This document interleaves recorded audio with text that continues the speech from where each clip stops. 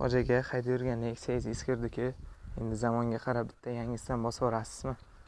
Hamma Gentra Malibuga o'tib ketdi-ku. Siz ham bitta shunaqasidan bosib yuboring. Qarang, siz uchun oppoqdan topib qo'ydim. Mashinamiz 2020-yilda ishlab chiqarilgan. Yurgan masofasi 67 ming. Kraskalari absolyutni tozaladilar. Kuzovda aylanib tekshirib chiqdim. Qirilgan, chizilgan joylari yo'q. Egalarini sotish niyatlari yo'q ekan. Egalari ham bitta endi o'sish qilaylik deb Malibu olyapti ekanlar.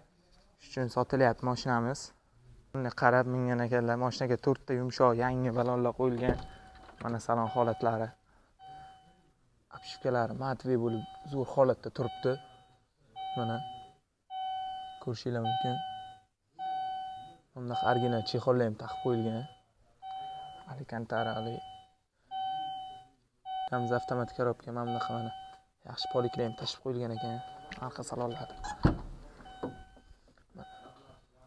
Yomon bo'lib ketmagan. Ideal holatda turibdi. Luklari bor. Bagajlari, metallari ham bor ekan. Mana ko'rib turibsizlar. Bagaj holatlari mana.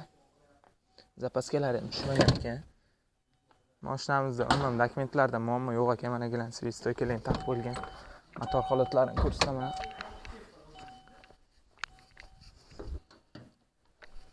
Mana motor holatlari.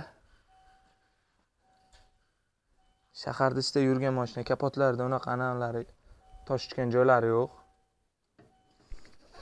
Mana mashinamizning tashqi ko'rinishi. Polirovkalarga chiqib qo'yilgan ekan. Yonib turibdi mashina mana. Minishga tayyor. Xullas ko'ring, tekshirib oling, ustangizga tekshirtiring.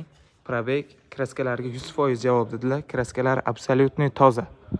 Mashinamiz narxiga keladigan bo'lsa 11300 deyaptilar. Oxiri bo'ladigan joyi sizlar uchun savdolashib ko'ndirib qo'ydik.